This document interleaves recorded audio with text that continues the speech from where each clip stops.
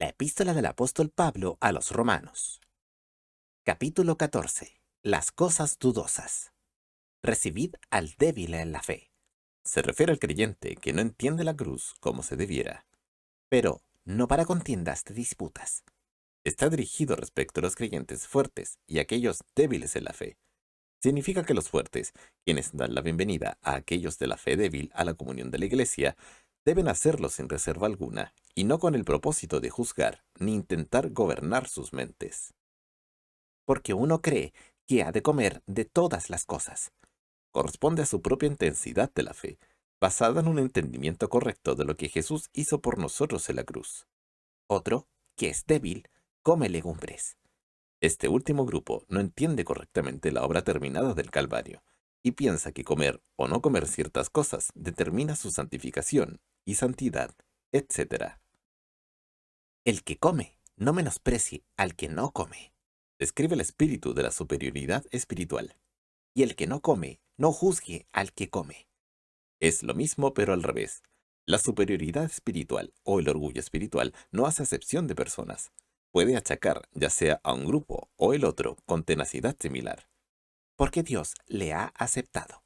Se refiere a los individuos en cualquier caso, en el grupo fuerte o en el grupo débil. ¿Tú quién eres que juzgas al siervo ajeno? En realidad dice, en cuanto a usted, ¿quién es usted para juzgar al siervo de Dios? Para su Señor está en pie o cae. El Señor solo debe ser el juez. Pero se afirmará que poderoso es el Señor para afirmarle. Tiene referencia al hecho de que Dios solo puede sostenernos, y Él es capaz de hacerlo. La idea es que cuando se intimida a alguien, nunca ayudará a esta persona. Uno hace diferencia entre día y día. Realmente se refiere a los sábados judíos. Otro juzga iguales todos los días. Cada día está sujeto al escrutinio. Es el curso apropiado. Cada uno esté plenamente convencido en su propia mente. El apóstol no habla aquí de cosas que moralmente están mal y que la palabra de Dios ya las ha condenado. Habla solo de rituales. El que hace caso del día, lo hace para el Señor. Cualquier ritual que alguien intente guardar, se supone que lo hace para el Señor y no para satisfacción personal. Y el que no hace caso del día, no lo hace para el Señor. Los intereses del Señor debiesen estar en mente en todo momento. El que come, come para el Señor, porque da gracias a Dios. Su fe es suficiente y cualquier sea el alimento no tiene consecuencia alguna. Y el que no come, no come para el Señor, y da gracias a Dios. Tiene el mismo fin en mente, o al menos debiese ser así, para agradar al Señor. Porque ninguno de nosotros vive para sí, y ninguno muere para sí. Ningún cristiano, en su propio fin en la vida, lo que está siempre presente en su mente como regla general de conducta es la voluntad y el interés de su Señor.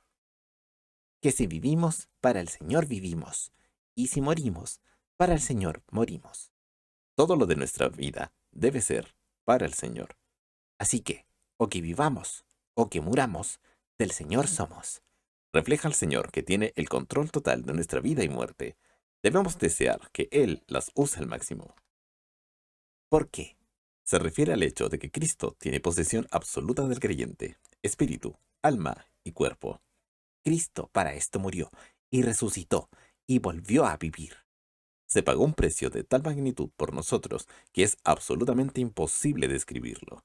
Para ser Señor así de los muertos como de los que viven. Se refiere al señorío de Cristo sobre todos los santos, ya sean vivos o muertos. Mas tú, ¿por qué juzgas a tu hermano? ¿Está capacitado el creyente para juzgar a otro creyente? Su hermano es otra razón para no juzgar. Es contradictorio al reconocimiento de la hermandad de creyentes. O tú también, ¿por qué menosprecias a tu hermano?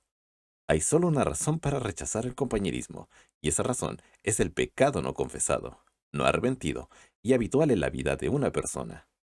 Porque todos hemos de estar ante el tribunal de Cristo. Seremos juzgados allí, no por nuestros pecados porque ya fueron tratados en la cruz, sino con respecto a nuestra mayordomía y nuestros motivos, etc. La ganancia o la pérdida de la recompensa será el resultado. Porque escrito está, Isaías capítulo 45, verso 23. Vivo yo, dice el Señor.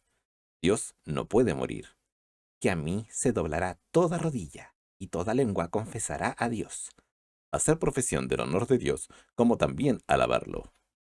De manera que cada uno de nosotros dará a Dios razón de sí.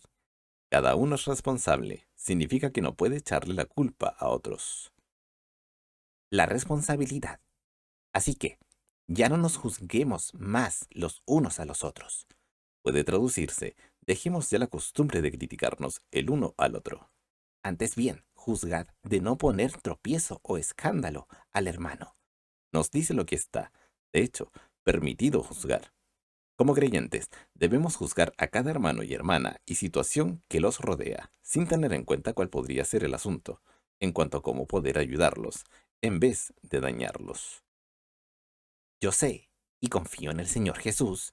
Quiere decir que esta declaración es del Señor, no simplemente del poder de razonamiento de Pablo, que de suyo nada hay inmundo. Representa la impureza ceremonial, no de la inmoralidad misma, en la manera en la cual todo fue creado al principio por el Señor y con la intención para ser usado. No hay nada inmundo, sino que el que piensa que algunas cosas son inmundas, para él es inmunda. Es de esta manera porque se coloca la fe en cosas además de la cruz. Pero si por causa de la comida tu hermano es contristado, ya no andas conforme a la caridad. No tome esto como ocasión para ser poco caritativo hacia él.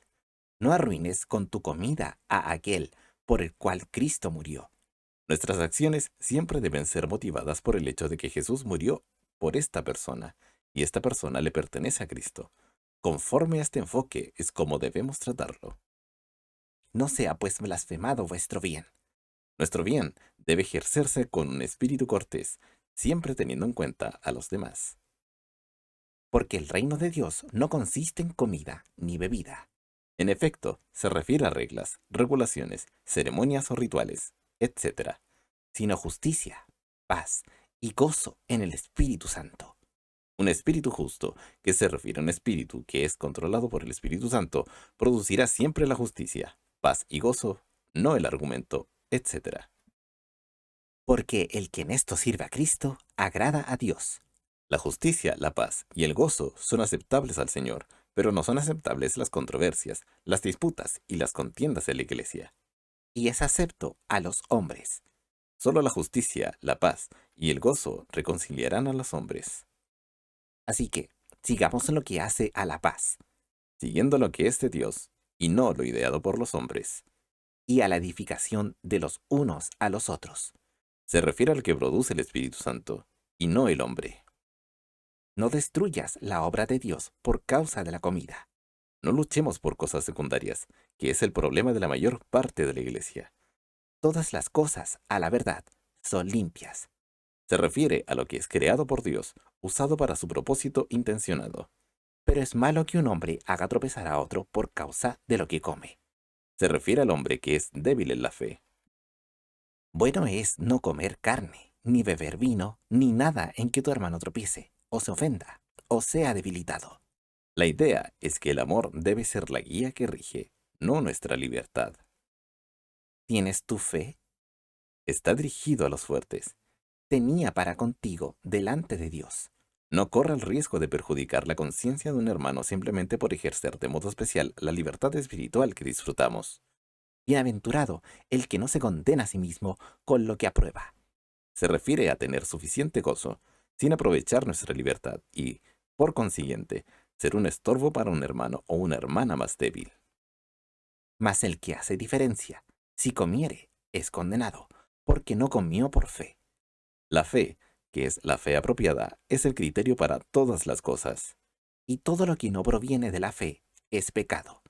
El tipo de fe del cual habla aquí es la fe en Jesucristo y el crucificado. Cualquier otro tipo de fe es pecado.